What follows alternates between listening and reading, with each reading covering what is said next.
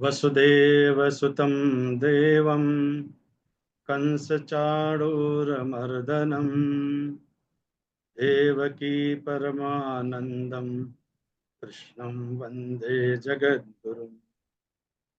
सर्वोपनिषदो गावो दोग्धा गोपालनन्दनः पार्थो वत्सः सुधीर्भोक्ता दुग्धं गीतामृतं महत। जय श्री कृष्ण भाई और बहनों। थोड़ा सा विराम हमने ले लिया। वैसे विराम लिया नहीं लिया ये भी आप कहेंगे, विराम कहाँ लिया, ये इतना तो बिजी कर रखा था। तो आप सबका पुनः स्वागत। तो हम बस सीधे क्लास पर चलते हैं। तो जैसा आपको ज्ञात है, आज हम 17वें अध्याय पर हैं। तो मैं इसका पावर पॉइंट खोलने का प्रयास करता हूँ। Let me see.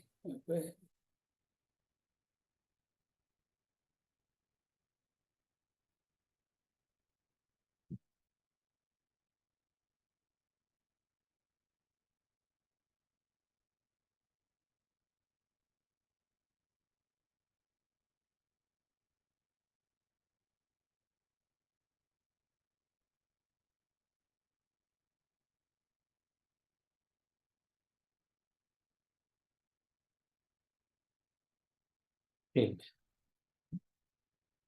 आशा करता हूँ आपको दिखाई दे रहा होगा। तो हम 16 अध्याय तक का अध्ययन कर चुके हैं। अब आज हम सप्तदशो अध्याय यानी 17वें अध्याय पर है, और इसका नाम श्रद्धात्रय विभाग विभाग योग। हम जानते हैं हर अध्याय पर पंडितों ने, विद्वानों ने योग शब्द जोड़ दिया है अंत में, योग। इवन पहला अध्याय है उसमें भी अर्जुन विषाद योग। तो इसमें कुल 28 श्लोक है, तो एक छोटा सा अध्याय। और ये मैं समझता हूँ कि अब तक हमने जो अध्ययन किया है उसमें ये अध्याय तो एक सरल अध्याय है, और काफ़ी चीज़ों का पुनरावर्तन है जो हम देख चुके हैं। तो हम आमंत्रित करते हैं, मैं बोले लाल साहब आप ही पाठ करेंगे ना श्लोक का भी। Let me see.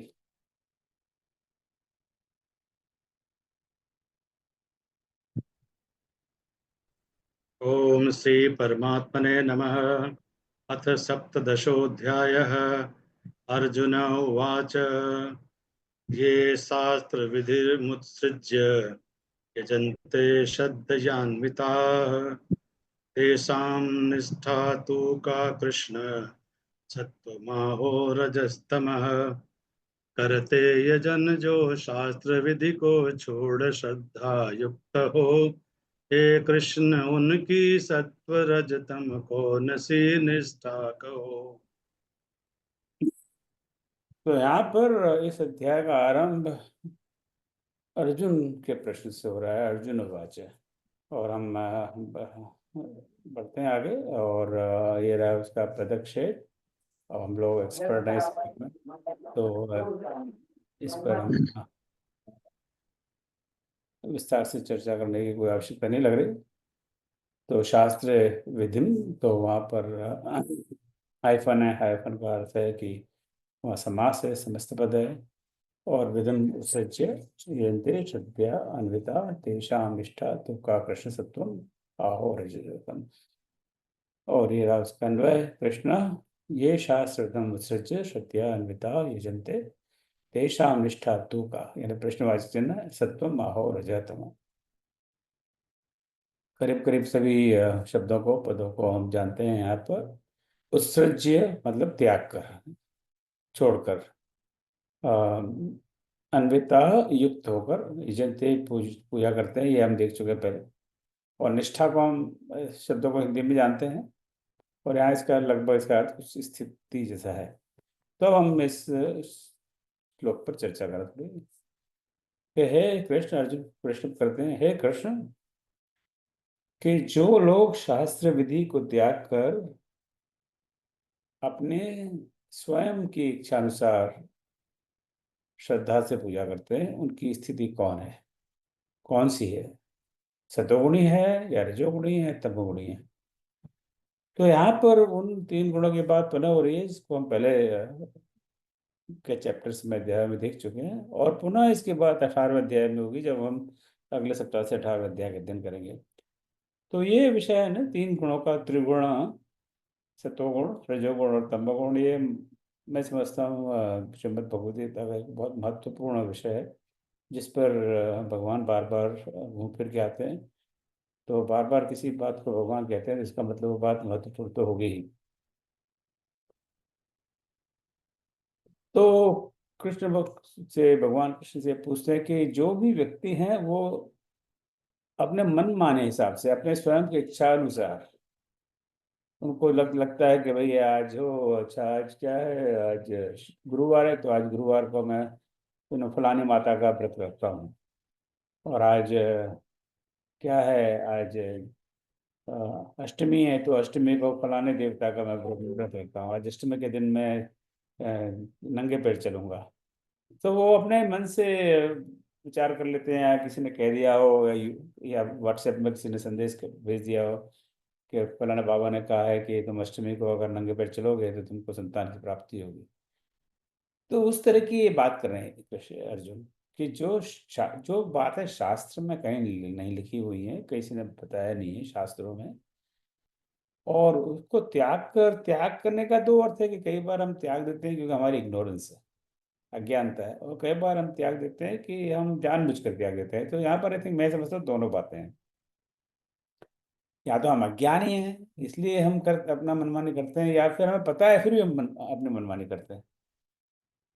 तो जो शास्त्र विधि को त्याग कर अपनी मनमानी हिसाब से पूजा तो करते हैं, पर वो अपना अपना मनमाने हिसाब से करते हैं, तो वो किस प्रकार के व्यक्ति हैं, वो सतोगुणी या रजोगुणी या तमोगुणी।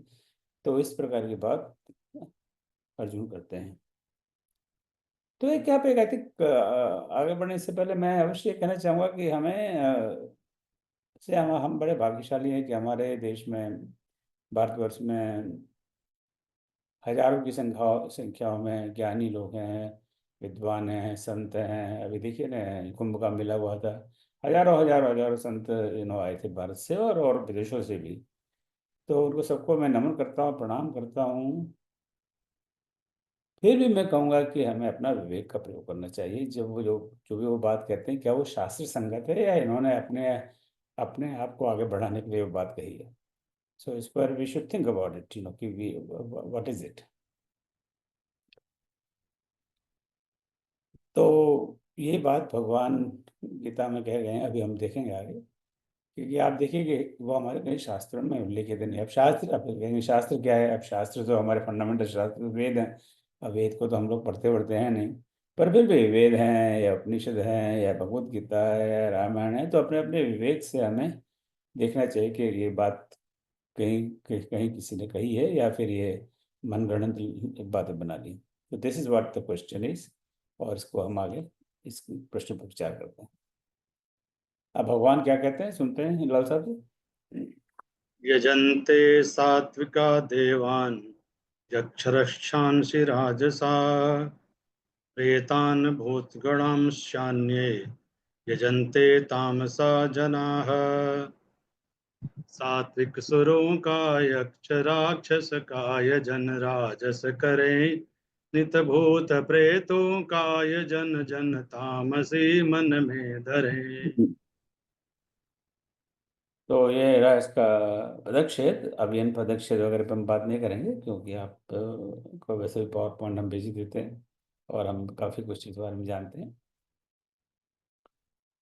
तो यहाँ पे कोई भी ऐसा शब्द नहीं है कि जो हम नहीं जानते हो।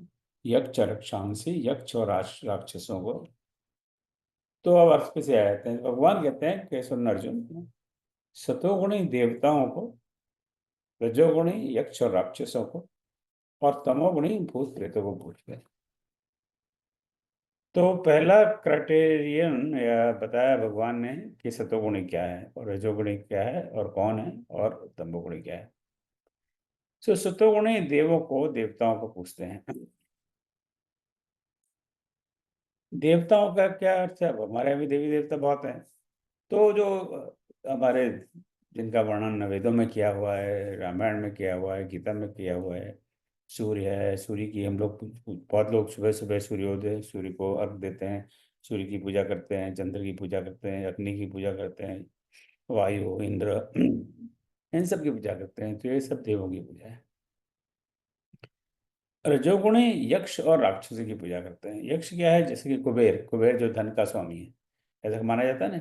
तो ऐसे ऐसे की जो पूजा करते हैं। और राक्षस तो हम जानते हैं, राहु केतु, वो भी राक्षसों की गणना में यहाँ पर आएंगे। तो जो राहु केतु, कुबेर, इनकी पूजा करते हैं, और रजोगुणी है। सत्वगुण, रजोगुणी, तमोगुण भी हम पहले बात कर चुके हैं कि सत्वगुण क्या है, रजस गुण क्या है, तमोगुण क्या है। तो अभी हम यहाँ पर, तो यहाँ पे it's kind of reverse understanding अभी कि सत्वगुणी क्या नहीं है, कि कौन सत्वगुणी हो सकता है, उसके क्या लक्षण है। और जो तमोगुणी है, जो तमस गुण से प्रभावित है, वे भूत भूत प्रेत पिशाच, उनकी पूजा करते हैं। अपने यहाँ बचपन में एक देखता था, गाँव वगैरह में तो ये बहुत कॉमन है कि यहाँ पर ये फला भूत रहता है या फला प्रेत रहता है, इसकी पूजा करो, नहीं तो ये नाराज हो जाएगा, ये हमको बर्बाद कर देगा। कोई संकट आ जाए तो किसी किसी कोई भूत आया है, कोई प्रेत आया है, चलो भाई सब लोग मिलकर उसकी पूजा करो।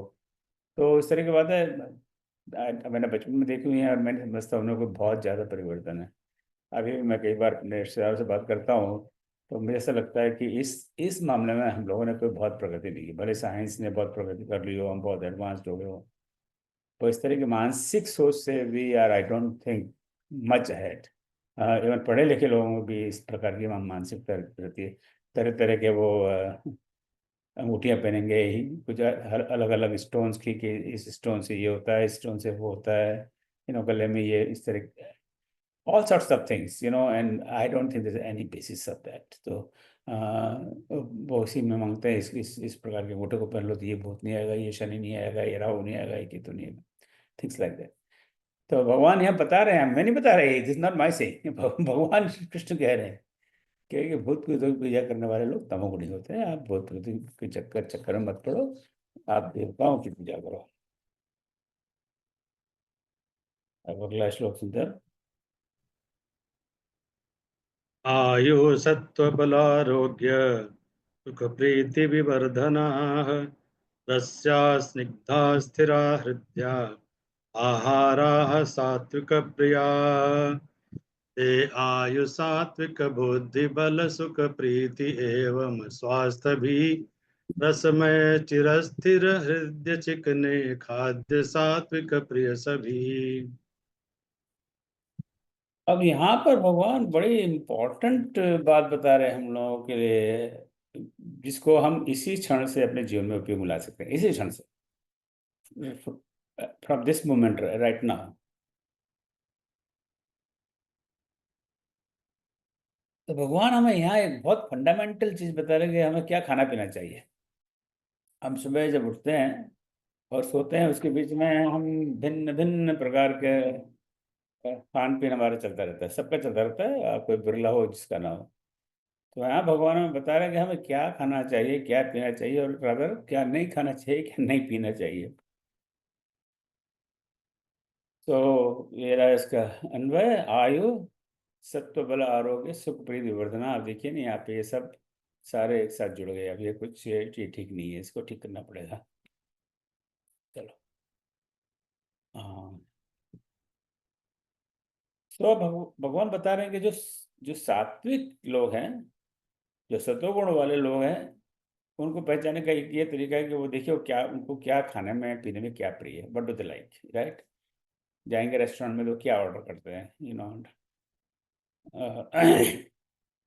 तो सात्विक व्यक्तियों का प्रिय भोजन आयु, शुद्धता, बल, आरोग्य, सुख और प्रेम बढ़ाने वाला होता है। नहीं, वो ऐसा भोजन पसंद करते हैं, ऐसा भोजन उनको अच्छा लगता है, ऐसा भोजन वे ग्रहण करते हैं जिससे प्रेम बढ़ता हो, सुख बढ़ता हो, आरोग्य बढ़ता हो, हेल्थ, बल बढ़ता हो, शक्ति, शुद्धता, प्योरिटी, और उम्र बढ़ती हो। कुछ चीज़ों को तो हम जानते हैं कि हाँ, कुछ चीज़ों से हम जानते हैं, पर उसको मानते नहीं है, इम्प्लीमेंट नहीं करते कि भाई अगर आप अच्छा भोजन खाओगे, अच्छा है या हेल्दी जो भी है, उससे आयु बढ़ेगी, चलिए बल बढ़ेगा, स्ट्रेंथ होगी, आरोग्य बढ़ेगा। पर भोजन से सुख और प्रेम भी बढ़ता है। ये बड़ी इंटरेस्टिंग बात भगवान बता रहे हैं कि जो आपका जो सुख है जीवन जीने का, और आपसी पारस्परिक सौहार्द है, प्रेम है, वो भी बढ़ेगा अगर आप इस प्रकार का भोजन खाएंगे। कैसा भोजन? अब उसकी डेफिनेशन भगवान इतनी इतनी प्रिस्क्रिप्टिव ये पुस्तक है कि यहाँ पे मेडिकल साइंस, आधा मेडिकल साइंस इसी की भगवत गीता में ही है। यहाँ पे कोई हमें किसी डाइटिशियन के पास जाने की जरूरत नहीं है, किसी डॉक्टर के पास जाने की जरूरत नहीं है। ऐसा भोजन रस युक्त, चिकना, स्थिर रहने वाला और मन को प्रिय लगने वाला होता है। यहाँ पर उन्होंने परिभाषा दे दी कि भाई वो रस युक्त हो।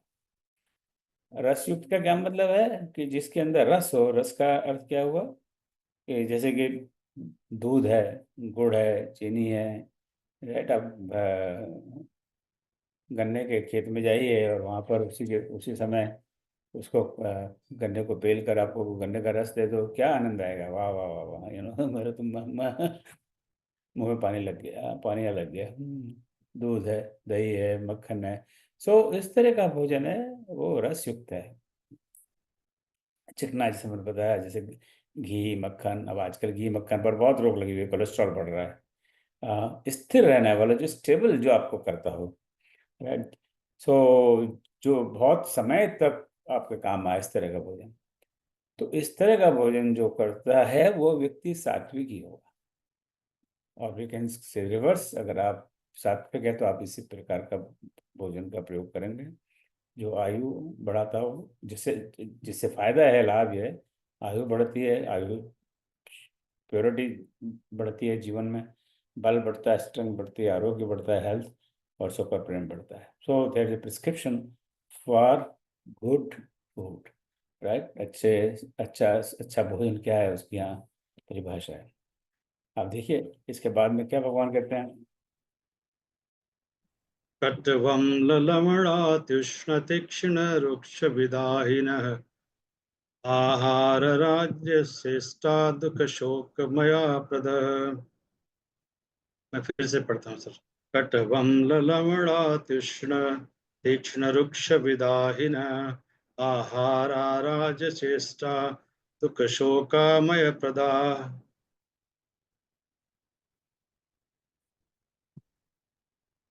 नमकीन कटुखट्टे गरम रूखे वदाहक तीक्ष्ण ही दुख शोक रोगद खाद्य प्रिय है राजसी को नित्य ही। अब भगवान दूसरे तरह के भोजन की बात कर रहे हैं, जो अति कट अम्ल लवण उष्ण तीक्ष्ण रुक्ष विदाहिना दुख शोक आमय प्रदाह आहारा राजस्य इष्टा। अब यहाँ पे सभी शब्दों को हम जानते हैं। लवण हम जानते ही हैं, रुक्ष यानी रूखा, विदाहिन, दाहिन हम जानते हैं दहन यानी जलाने वाला, उष्ण गर्म हम जानते हैं, कटु हम जानते हैं कड़वा, आमय रोग। तो I think we know every word. अब भगवान ये दूसरे श्लोक में, इस श्लोक में कहते हैं कि जो भोजन कड़वा हो, खट्टा हो, नमकीन हो, गर्म हो, तीखा हो और जलन उत्पन्न करने वाला हो, वो रजोगुणी को प्रिय होता है। अब इसको पढ़ के तो मुझे लगता है कि मैं बहुत बड़ा रजोगुणी हूँ। गोलगप्पे दिखे नहीं कि सारा काम छोड़ छाड़ के अभी गोलगप्पे वाला सामने घर के बाहर आ जाए, मैं तो एक ही क्लास बंद कर करा के सीधा गोलगप्पे के पास पहुंच जाऊंगा। आप देखते नहीं शादी ब्याह में आजकल भारत में सब स्टॉल्स लगते हैं। ये चाइनीज काउंटर है, ये थाई काउंटर है, ये जापानीज काउंटर है, ये मैक्सिकन काउंटर है। इंडियन काउंटर अब दिखाई नहीं देते, रोटी वोटी नहीं दिखाई देती। तो वहां पे जो गोलगप्पे का काउंटर लगता है, वहां पे सबसे ज्यादा भीड़ होती है, राइट। और वो समझ में नहीं आता कि गोलगप्पा इतनी सस्ती और मामूली सी चीज है, वहां पे इतनी भीड़ होती है कि जैसे पता नहीं क्या है। तो गोलगप्पा क्या है? खट्टा भी है, नमकीन भी है, गरम भी है, तीखा भी है, और जलन उत्पन्न कर घर पे आते ही फिर एसिडिटी तो आपको होती है वो गोलगप्पे खाने से। तो भगवान कहते हैं कि जो भोजन कड़वा है, जैसे करेला है, नीम है, इस तरह का, खट्टा है हम जानते हैं, इमली है, नमकीन तो हम समझ ही रहे हैं, राइट, जो जिसमें ज़्यादा सॉल्ट है, गरम तीखा जलन, ये तो तीखा और जलन उत्पन्न करने वाला, जैसे लाल मिर्ची है, इस तरह के ये सारे भोजन जो रजोगुणी को प्रिय होते हैं। तो ठीक है भाई, मैं रजोगुणी हूँ, आपको क्या मतलब है? मतलब ये है कि ऐसा भोजन दुख शोक और रोग देता है। पेट में दर्द होगा, एसिडिक फीलिंग होगी, अच्छा नहीं लगेगा। और जब जब अच्छा नहीं होता है तो क्या होता है कि फिर आप झीकते हो घर वालों पे, अपने पति पत्नी को झीकता है, पत्नी पति पे झीकती है, बच्चे माँ बाप पे झीकते हैं, माँ बाप बच्चों पे झीकते हैं। तो यहाँ भगवान कहते हैं कि भैया अगर तुम्हें दुख शोक रोग नहीं चाहिए तो इन भोजनों से बचो। अब देखिए ना कितना यही फार्मूला, हम जाते हैं डॉक्टर साहब के पास, डॉक्टर साहब यही कहते हैं कि भैया आज शाम को सिर्फ खिचड़ी खाना, 3 दिन खिचड़ी खाना, सादा भोजन करना, नमकीन चटपटा मत खाना। तो उसके लिए हम डॉक्टर साहब को हमें 500 रुपये फीस देनी पड़ती है, हो सकता है ज़्यादा भी देनी पड़ती हो। यहाँ अध्याय 17 श्लोक 9 में भगवान वही बात कहते हैं कि भैया चाहे चटपटा वटपटा मत खाओ, वो कहते हैं, पर चलो 50 पानी पूरी मत खाओ, गोलगप्पे मत खाओ, 2-3 खा के छोड़ दो। पर वो उसका जो आनंद आता है गोलगप्पे खाने का, उसका वर्णन तो करना बहुत मुश्किल है। आगे चल सर।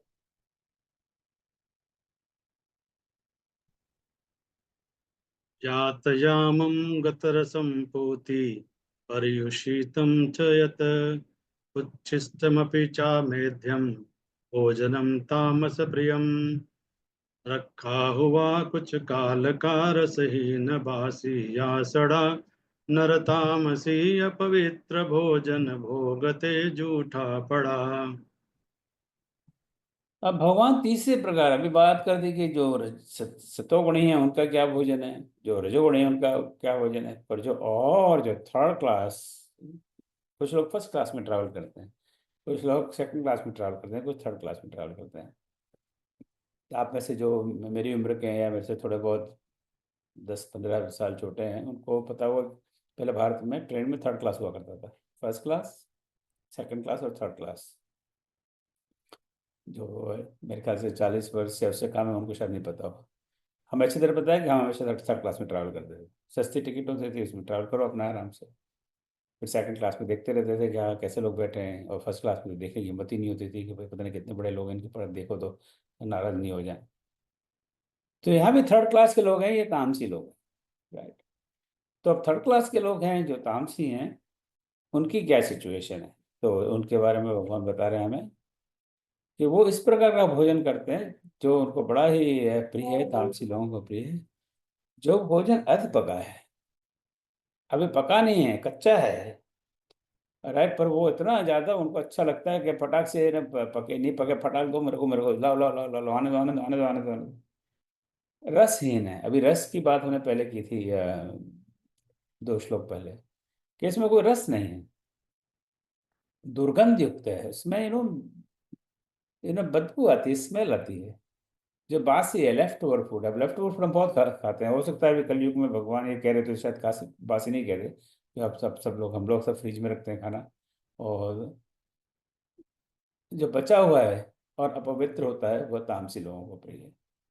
तो इस प्रकार का जो भोजन खाते हैं जो अधपका है, और which is not properly cooked, जो रसहीन है, दुर्गंध युक्त है, जिसमें जिसमें दुर्गंध आती है, बासी है, पुराना है, कल का है, परसों का है, बचा हुआ है, और वो अपवित्र है, उसको तामसी लोग, तो इस प्रकार के भोजन से बचना चाहिए। अब इसके एग्जाम्पल हैं, जैसे कि एक शब्द यहाँ पर पूती, पूती यानी दुर्गंधी। तो आप देखिए ना कि हम बचपन में, मैं अपनी बात कर रहा हूँ, हम लोग जब बड़े हो रहे थे, हमारे घर में प्याज और लहसुन नहीं का प्रयोग नहीं होता था, और उनका एक ही भाई यहाँ प्याज लहसुन क्यों नहीं, कि उसमें बास आती है, बदबू आती है। अब आजकल तो हम खाते हैं, मैं भी खाता हूँ, मैं अब खाने लग गए। पर उनकी बात सही थी कि तो पहली बार मुझे याद है, मैंने प्याज खाई थी कहीं, हमारे एक बड़े भाई साहब थे, किसी रेस्टोरेंट में ले गए, उन्होंने दूसरा खिला दिया, उसके अंदर फिलिंग वो प्याज और आलू की। ये फर्स्ट टाइम आई, मैं, मेरे ख्याल से उम्र मेरी उस समय 20-1 वर्ष की तो रही होगी। तो भगवान कहते हैं कि इस तरह के भोजन से बचना चाहिए, जो अपवित्र भोजन है। या हम लोग बहुत सारे, इस आई थिंक पर्टिकुलर इस क्लास में जुड़े हैं बहुत सारे लोग, मांस अंडा इस तरह, इस तरह की चीज़ों का सेवन नहीं करते होंगे, तो हम ऐसे भोजन को अपवित्र मानते हैं। तो इन 3 श्लोक में श्लोक 8, 9, 10 में बिल्कुल मेडिकल साइंस है यहाँ पर, राइट। यहाँ पे कोई अध्यात्म या ज्ञान या आत्मा या उस ब्रह्म, इनकी कोई बात नहीं है। यहाँ पे सीधा मेडिकल साइंस है 3 श्लोक में, कि किस तरह का भोजन आपको किस तरह का व्यक्ति बना सकता है और उसके क्या लक्षण है, राइट। तो ये 3 प्रकार के भोजन है जिसकी भगवान ने बात की, जो हम देखते हैं, उससे हमें सीखना चाहिए कि हमें किस प्रकार के भोजन का प्रयोग करना चाहिए। अब हम अहमदाबाद से सीधे अमेरिका आते हैं और अमिता जी यहाँ पर हैं। वे श्लोक 11 का श्लोक 17 से 22 का पाठ करेंगी। अमिता जी, आपका स्वागत है। श्रद्धया परया तप्तं तपस्तत्त्रिविधं नरहे अफलाकाङ्क्षिभिर्युक्तैः सात्विकं परिचक्षते श्रद्धारहितो योगयुत फलवासनाएं तज सभी करते पुरुष तब तप ये त्रिविध सात्विक तपस्या है तभी। तो ये श्लोक 17 में भगवान तप की बात करते हैं। तो यहाँ पर भगवान ने अलग अलग पैरामीटर्स को लेके इन 3 गुणों की बात की है। एक पैरामीटर जो हमने देखा वो था भोजन, कि किस प्रकार के भोजन से हम कह सकते हैं कि ये व्यक्ति किस प्रकार का है, ये गुण किस प्रकार का है।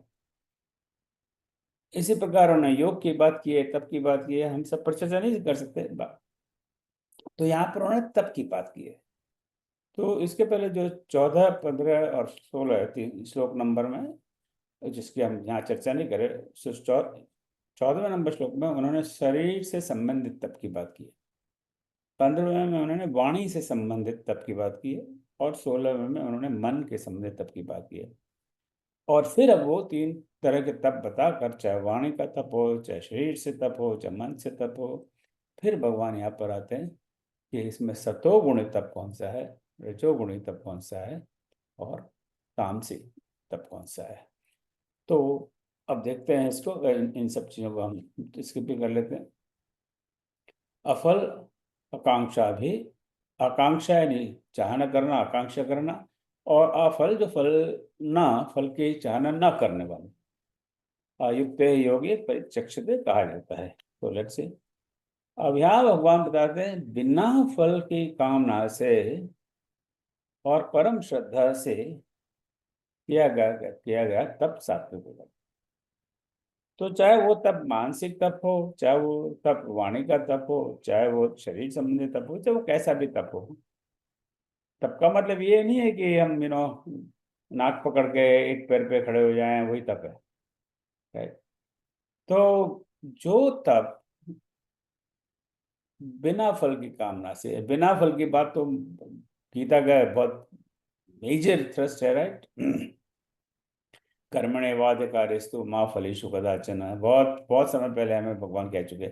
शायद भगवान फिर से अर्जुन को याद दिला रहे हैं, कहीं भूल भाल गए अर्जुन, और उस बहाने आप अर्जुन को शायद याद दिला रहे, नहीं तो हमें याद दिला रहे हैं कि तुम बहुत पहले मैंने कहा था मा फलेषु कदाचन, तुम भूलते नहीं गए, सुन लो दोबारा। सो बिना फल की कामना से तप करो, कोई भी तप हो, बिना फल की कामना से तप करो, ताकि आप वो तप सात्विक है। और उस तप को परम श्रद्धा से करो। बिना फल की कामना से कर रहे हैं पर उसमें हमारी श्रद्धा नहीं, घर से कुछ मिलने मिलने वाला तो है नहीं, पर चलो कर ही लेते हैं, पर उसमें श्रद्धा बद्धा नहीं है, फीलिंग्स नहीं है, तो भगवान कहते हैं फिर ये तो ठीक नहीं है। तो उसको बिना फल की कामना से करो और परम श्रद्धा से करो। परम श्रद्धा का क्या मतलब है कि बिल्कुल अविचलित होकर करो, बिल्कुल सम्मान से करो, उत्साह से करो, निर्भय होकर करो, वह है बिना फल की कामना से।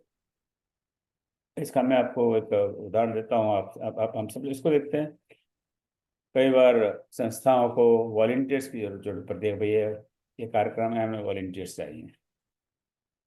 तो आप और कुछ मिलने वाला है नहीं, आपको अपना समय देना पड़ेगा, वहाँ रोज 2 घंटे जाना पड़ेगा 1 सप्ताह के लिए, और 2 घंटे कुछ काम करना पड़ेगा। तो उसके बाद में ज़्यादा से ज़्यादा आपको थैंक यू नोट मिल जाएगा, थैंक यू वेरी मच, पर और कुछ नहीं मिलना। तो बिना फल की आप कामना से आप वो कर तो रहे हो उसको, पर तो आप माने बोले अरे यार मैं कहाँ इसमें फंस गया, कुछ मिलने वाला है नहीं, मेरा समय बर्बाद हो रहा है। और वो कोई पर चलो आप जब जबरदस्ती आप कर लेते हो, तो उस तरह की तब की बात नहीं करे भगवान यहाँ पे। तो उसको आप वॉलंटरी वर्क आपने लिया है, तो उसको भी उतनी शिद्दत के साथ करो, उतनी मेहनत से करो, उतने मन से करो, जैसे आपको वहाँ से बहुत बड़ा पुरस्कार मिलने वाला है या बहुत पैसा मिलने वाला है। जैसे हम अपने जॉब पर बड़े मेहनत से काम करते हैं ताकि हमें अच्छी तनख्वाह मिले, बोनस मिले, प्रमोशन मिले, उसी भावना से आपको तब करना चाहिए, परम श्रद्धा से और बिना फल की कामना से। तो ऐसा जो तप है वो है सात्विक तप। अब अगला श्लोक सुनते हैं। सॉरी। सत्कार मान पूजार्थम तपोदम्भेन चैव यत् क्रियते तदिह प्रोक्तम् राजसं चलमध्रुवम्। सत्कार पूजा मान के हित दंभ से जो हो रहा, वह तप अनिश्चित और नश्वर राजसी जाता कहा। अब उन्होंने राजसी तप या जो तप जो राजसी प्रकार का है उसके बारे में बात कर रहे हैं। तो अध्रुवम एक शब्द है जो शायद पहली बार है। अध्रुवम, ध्रुव है वो ध्रुव है जो स्थायी, हम कहते हैं ध्रुव का तारा। ध्रुव के तारा किस, इतने सारे करोड़ों तारे हैं आसमान में, हम ध्रुव के तारे की विशेष ध्यान क्यों देते हैं? क्योंकि वो स्थिर है, इसलिए वो ध्रुव का तारा है। अध्रुवम यानी जो स्थिर नहीं है, अस्थायी है, टेम्पररी है। तो यहाँ भगवान कहते हैं कि ये तब राजसी है। कौन सा तब राजसी है? कि जो सत्कार मान और पूजा के लिए किया जाए। कि तब तो आप करते हैं, किंतु आप इसलिए करते हैं कि आपका सत्कार हो, फिर आपका सम्मान हो, आपको ऊंचे पद पर बैठाया जाए, आपकी पूजा की जाए, आपके गुणगान गाए जाए, आपकी स्तुति की जाए। वाह वाह वाह वाह वाह, इन्होंने कितना काम किया है, वाह वाह वाह। आप उसकी कामना करते हैं, you are looking for that, that's your गोल।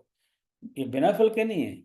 अब फल की वहाँ कामना है। कामना किस बात की है? कि मेरा आदर होगा, फेसबुक पे सब लोग पोस्टिंग डालेंगे, अरे अरे उन्होंने कितना बड़ा काम किया, कितने बड़े वॉलंटियर हैं, उनके बिना तो कुछ हो ही नहीं पाता। और आप ऊपर से दिखावा करते हैं, दम्भ।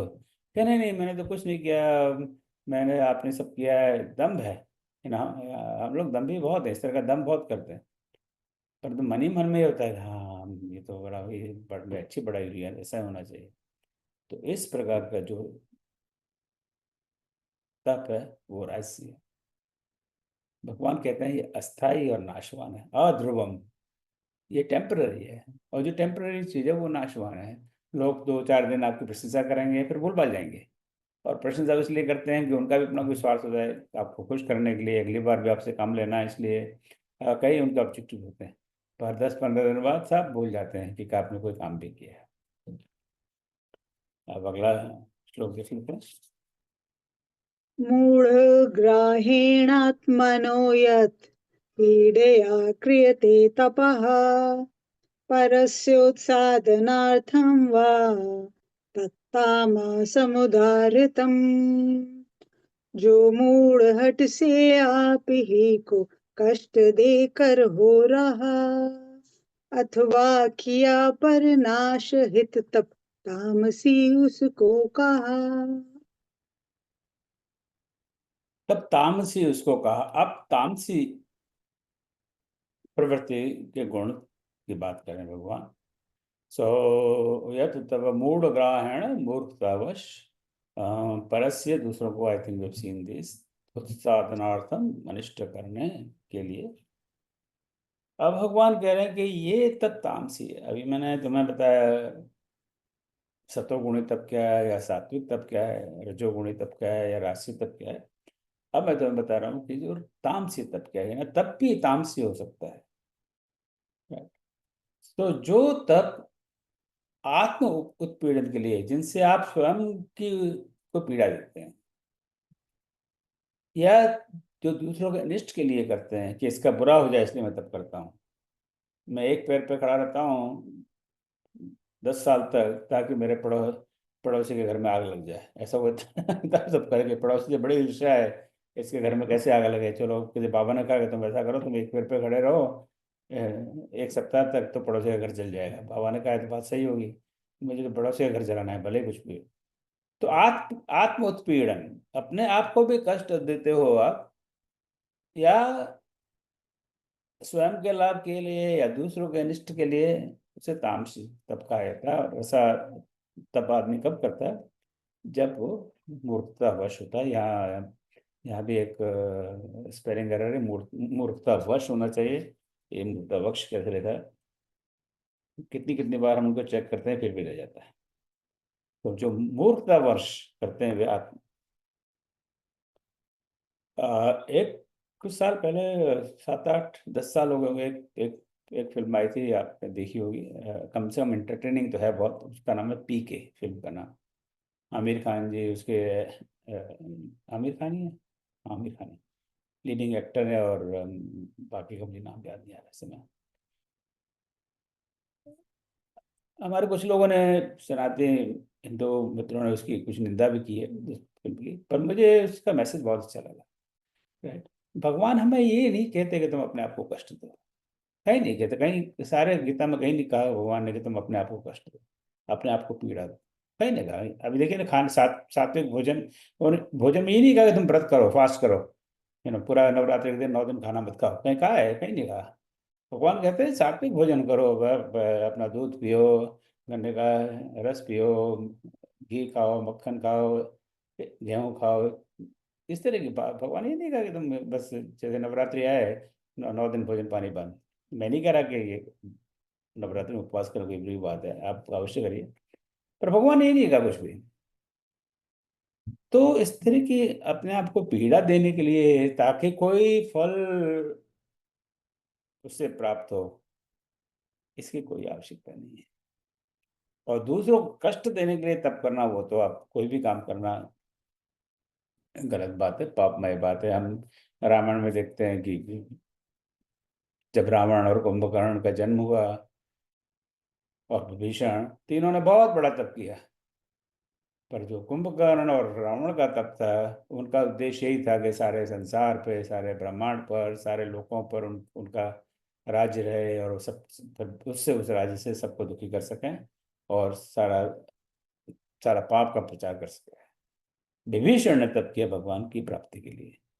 तो विभीषण का तप एक सतोगुणी तप है, और जो मेघनाद है या रावण है या कुंभकर्ण है, इन लोगों का तप ये तमोगुणी तप है। तप सबने किया, तप सब कष्ट सबने लिया। इवन युद्ध के दौरान भी हम देखते हैं कि रावण और मेघनाद जब हारने लगते हैं, तो सीधे जाकर वो तप करने चले जाते हैं, तब ताकि तप से शक्ति प्राप्त हो, और लक्ष्मण जी पर या राम जी पर विजय प्राप्त कर सकते हैं। तो उनके उद्देश्य तप का ये है कि दूसरों का अनिष्ट करना। तो दूसरों को अनिष्ट के लिए आप तप ना करें, तप इसीलिए करें ताकि दूसरों का इष्ट हो, भला हो। और इस प्रकार 3 प्रकार के तपों की बात की है। इसका हम इन तीनों श्लोक का हम अगर सरल भाषा में समझे कि जो हम, चलो तप तप की क्या परिभाषा है उसकी विस्तार पहले हम देख चुके हैं, पर हम कोई भी हम कार्य करें करें तो उन कार्य में यह भाव होना चाहिए, क्या हम किसी को परेशान के लिए तप कर रहे हैं, या अपने किसी भी कार्य के लिए इसलिए कर रहे हैं ताकि हमारे वाह वाह हो और हमारे जय जय हो, या फिर हम बिल्कुल निष्काम भाव से कार्य कर रहे हैं। उसी से व्यक्ति सतोगुणी है, उसी से व्यक्ति रजोगुणी है, उसी प्रकार व्यक्ति वो तमोगुणी है। चलिए अशोक का सुन लेते हैं। दातव्यमिति यद्दानं दीयतेनुपकारिणे देशे काले च पात्रे च तद्दानं सात्विकं स्मृतम्। देना समझ कर अनुपकारी को दिया जो दान है, वह दान सात्विक देश काल सुपात्र का जब ध्यान है। तो अब तक ये पिछले 3 श्लोक में भगवान ने तप क्राइटेरियन को लेकर सतोगुणी, रजोगुणी और तमोगुणी व्यक्तित्व की बात की। अब उन्होंने एक और क्राइटेरिया लिया, वो है दान। दान का मतलब किसी को देना, यह डोनेशन, उसका एक रफ ट्रांसलेशन है डोनेशन हिंदी इन अंग्रेजी में। हालांकि दान इज नॉट एग्जैक्ट, दान का कोई एग्जैक्ट इंग्लिश कोई वर्ड मैं नहीं समझता कुछ है। Donation is not not quite same thing as daan, पर चलो वो भाषा के विद्वान पर वो बात छोड़ देते हैं, हमारे बस के नहीं है। तब दान को लेकर बात करें, बोले दान तो अच्छी बात है, इसमें क्या रजोगुणी तमोगुणी सतोगुणी, दान तो is always good thing to do. तो अब भगवान कह रहे हैं नहीं, ऐसा नहीं, it's not always good thing to do. तो अब यहाँ कहते हैं सात्विक दान क्या है, सतोगुणी किस प्रकार का दान करते हैं, कि जो दान कर्तव्य भाव से देश काल और पात्र के अनुसार प्रत्युपकार की आशा किए बिना किया जाता है, उसे सात्विक दान कहा जाता है। कि दान में देखिए कि आप किस लिए कर रहे हैं। पहली बात तो कि वे कर्तव्य भाव से कर रहे हैं आप, क्योंकि वो आपका कर्तव्य है। आप इसलिए नहीं कर रहे कि कोई आपको प्रेशर कर रहा है या आपको कोई लालच दे रहा है, नहीं, कर्तव्य भाव से। जैसे हमारे घर में जब बच्चा जन्म लेता है तो बच्चे को माँ दूध पिलाती है, माँ बाप उसके लिए, बच्चे के लिए कपड़ों का इंतजाम करते हैं, खाने पीने का इंतजाम करते हैं, थोड़ा बड़ा होता है उसको स्कूल भेजने का इंतजाम करते हैं। वो किस लिए करते हैं? वो हम इसलिए करते हैं कि माँ बाप समझते हैं मेरा कर्तव्य है, मेरा मेरा बेटा है, मेरी बेटी है, मेरा कर्तव्य है इसको दूध पिलाना, उसको अच्छे संस्कार देना। हालांकि हम बहुत लोग वही भी नहीं करते, अच्छी तरह पढ़ाना, ये मेरा कर्तव्य है। वो इसलिए नहीं कहते कि पड़ोसी कह रहा है कि अरे तूने अपने बेटे को भूखा रखा है, इसको खिलाया नहीं। वो इसलिए नहीं करते, वो इसलिए कर्तव्य भाव से। तो हमें अपना कर्तव्य समझकर जो दान दिया जाता है, this is my duty to do it, right. पर इसके साथ साथ भी कुछ और बातों से भगवान हमें आगाह करते हैं, क्योंकि आप दान दें कर्तव्य भाव से दें, पर इन बातों का ध्यान रखें। एक तो देश का ध्यान रखें, आप किस देश में दे रहे हैं। देश का मतलब ये नहीं कि भारत चाइना पाकिस्तान, नहीं। देश का मतलब वट एवर फिजिकल लोकेशन, किसी गांव में, किसी मोहल्ले में, किसी देश में, क्या उनको इस दान की आवश्यकता है, at that the right place to donate. या किसी संस्था में, राइट, कोई संस्था हो, मान लीजिए कोई मंदिर है, राइट, आपके आपके शहर में, आपके मंदिर में आप दान देने जा रहे हैं, पर आपको सोचना चाहिए उस क्या उस मंदिर को उस दान की आवश्यकता है, या उस दान को लेकर उसके जो ट्रस्टी वगैरह हैं वो जाके फिर अलास्का क्रूज पे चले जाएंगे। मंदिरों में भी बहुत इस तरह का घपला होता है, आप तो जानते ही हैं। फिर पैसा आया और अपना चल दिया सब लोग अपने बड़े बड़े राजनीति में। आज कितने कितने बड़े बड़े साधु संत हमारे यहाँ राजनीति में घुसे हुए हैं, आप देखते हैं रोज मैं तो यही टीवी पे देखता हूँ। और उनको साधु संत योगी पता नहीं क्या क्या बड़े बड़े नाम दिए जाते हैं। वो और लोग आंख मीच के वहाँ दान करते हैं, वो पैसे क्या होता है भगवान जाने।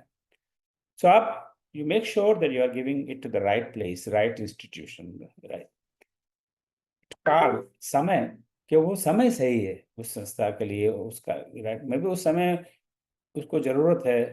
अब दो, मान लीजिए दो व्यक्ति हैं और एक व्यक्ति भूखा मर रहा है और एक व्यक्ति धापा है, तो आप उस भूखे को दीजिए उस समय, क्योंकि उस समय उसको जरूरत है। अगर आप उसको भोजन नहीं देंगे तो मर जाएगा। सो और एक बार उसका पेट भर जाए उसके बाद में उसको देने की जरूरत नहीं है, कि वो सेम पर्सन, आपने उसको रोटी खिला दी, उसका पेट भर गया, then you don't have to give him anything, क्योंकि उस समय निकल चुका। पात्र के अनुसार, कि जो जो जो डोनी है या जिसको हम दान दिया जा रहा है वो डिजर्विंग है, राइट, इट डिजर्व्स दैट, क्योंकि उसका सही उसको उसकी आवश्यकता है, उसका वो सही उपयोग करेगा या करेगी। और अल्टीमेटली जो बात बार बार बार बार हमें बताई जा रही है, प्रत्युपकार की आशा किए बिना। उस पर आप आशा मत करिए कि उसका कोई एक्सचेंज होगा, कि दान करोगे तो आपको ये फला सर्टिफिकेट मिलेगा, फला मेडल मिलेगा। कोई उपकार की आशा मत करिए, प्रति उपकार के। आप आज मैं दान दे रहा हूँ, ये भी बहुत होता है कई बार आप कोई संस्था चलाते हैं, आप स्वयं एक संस्था चलाते हैं, तो किसी संस्था का आया आदमी दूसरी संस्था का डोनेशन मांगने कि हमारे यहाँ रामनवमी का प्रोग्राम है, आप जरा, तो बोले यार चलो इसका रामनवमी का प्रोग्राम है, मैं 5,000 रुपये दे देता हूँ, कि जब हमारे यहाँ जन्माष्टमी का प्रोग्राम है तब मैं पहुँच जाऊँगा, तभी मेरे को 5,000 दे देगा, हिसाब किताब बराबर। This is very common thing, क्योंकि आज तो वहाँ पे कोई आपने दान नहीं दिया है, वो एक्सचेंज फार्मूला है। वहाँ पे अभी 5,000 दे दिया, बाद में 5,000 आपको मिल जाएंगे, ऐसी आशा मत रखिए। ऐसी आशा के बिना किया गया दान ये सात्विक दान है। तो देखिए बहुत दान चाहे जहाँ और चाहे जहाँ जहाँ मत करिए, it's not always a good thing to do. वहीं करिए जहाँ उसकी आवश्यकता हो। हम एक तो इसके और उदाहरण बाद में देखेंगे, पहले और श्लोक को देख लेते हैं। यत्तु प्रत्युपकारार्थं फलमुद्दिश्य वा पुनः दीयते च परिक्लिष्टं तद्दानं राजसंस्मृतम्। जो दान प्रत्युपकार के हित क्लेश पाकर के किया है राजसी वह दान जो फल आश के हित है दिया। वो बात अभी भगवान ने कही, उसी बात को भगवान अब आगे बढ़ा रहे हैं कि मान लीजिए हमने दान प्रत्युपकार के हेतु से किया, बदले की आशा से किया कि मैं ये दान करता हूं तो उससे मुझे ये बदला मिलेगा। बदला कई फॉर्म में हो सकता है, उसे राजसी दान कहते हैं। पर राजस्थान सिर्फ वही नहीं है, किंतु जो दान क्लेश सहित, क्लेश सहित मतलब क्लेश कब होता है, जब हमें कोई ऐसा काम हो जिससे हमें तकलीफ होती है, फिजिकल स्ट्रेस, मेंटल स्ट्रेस। अरे यार मुझे आज वहाँ सुंदरकांड है, वहाँ जाना पड़ेगा। क्या ये सुंदरकांड ये लोग करते रहते हैं, नहीं जाओ तो मुसीबत, जाओ तो मुसीबत, राइट। यहाँ हमारे अंदर ये भाव कई बात है कि क्या सुंदरकांड बेकार, कितनी बार सुंदरकांड कर चुके, टाइम वेस्ट।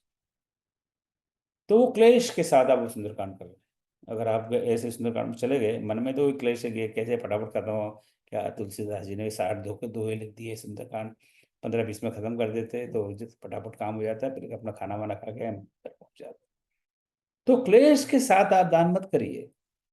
क्लेश कब होता है, जब कोई आपको फोर्स करता है, राइट, दैट्स इज टाइम मन में क्लेश हो। जब मन से नहीं करते, बंदे के पीयर प्रेशर के 10 लोग कर रहे हैं तब आपको भी करना पड़ेगा। कई बार जो डोनेशन ले आए वो कहते हैं कि देखो वो रामलाल ने 11,000 दिए, श्यामलाल ने 21,000 दिए, फलाना ने 15,000 दिए, फलाना ने 25,000 दिए। 10 लोग इनाम दे देंगे तो अब आपके ऊपर प्रेशर आ गया कि 10 लोगों ने, इन्होंने से किसी ने 10,000 दिए, किसी ने 20 दिए, किसी ने 50 दिए, अब मेरे को कुछ तो देना पड़ेगा। मन में क्लेश हो रहा है, पर क्या किया जाए, पीयर प्रेशर हो गया। तो जो करने से आपको आनंद नहीं आता, मजा नहीं आता, खुश नहीं होते, वो क्लेश के साथ दान किया है। ऐसा ऐसा डोंट डू दैट।